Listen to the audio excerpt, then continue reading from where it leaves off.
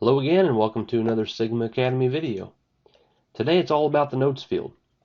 Most things in life don't land squarely on that nice, neat little spot where no further explanation is needed.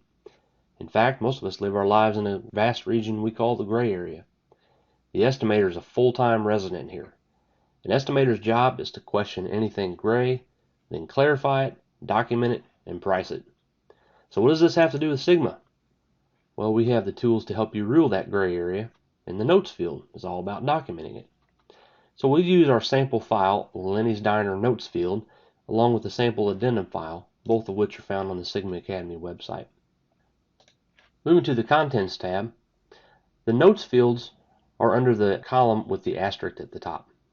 Clicking in any one of these cells will show you a prompt with 4 tabs: Comments, Image, Files, and Custom Fields.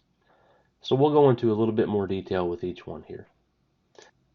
You may remember back in the How to Add or Delete Components guide, the architect issued an addendum that added some masonry work. We added a masonry heading to the work breakdown structure right here, and then left the rest blank.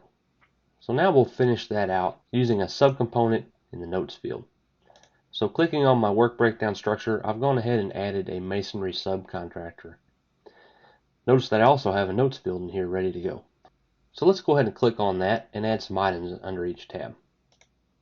Notice that the default tab is Comments, so we'll just begin there. Under this Comments tab, it's just a way to enter free text. You can enter in anything you want here. So let's make a note about our addendum. Let's just say that the addendum was issued by the architect on June 17th, 2014, and see the Files tab for the attachment.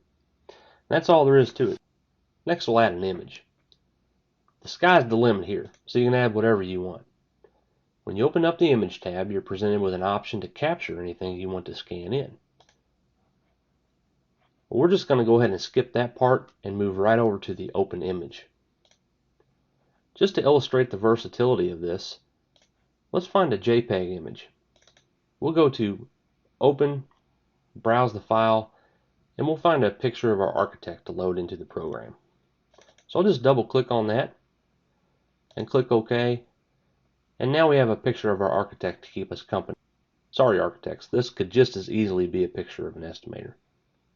More often, the image is something that better illustrates the item.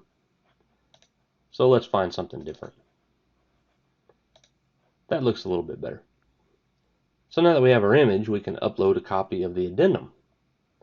So we'll go over to the Files tab, hit Add, and we'll find our copy of Addendum 1. And it's that simple. Now it's available for you to open up anytime you want to from the Notes field. Let's see what it looks like. And there's our addendum. Notice that our addendum adds a brick allowance of $385, mentions that winter protection is not owner furnished, and it gives us our tax rate. It's a PDF document, but it could be anything.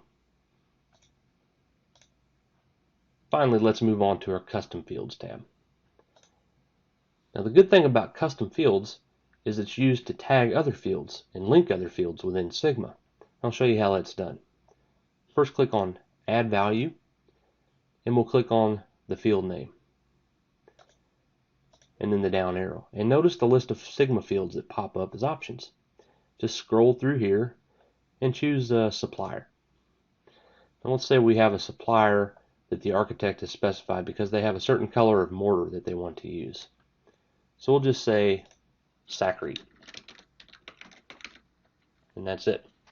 What makes the Custom Fields tab so helpful is the fact that other Sigma fields are used in it, which means that that same information is included in different views and reports and printouts.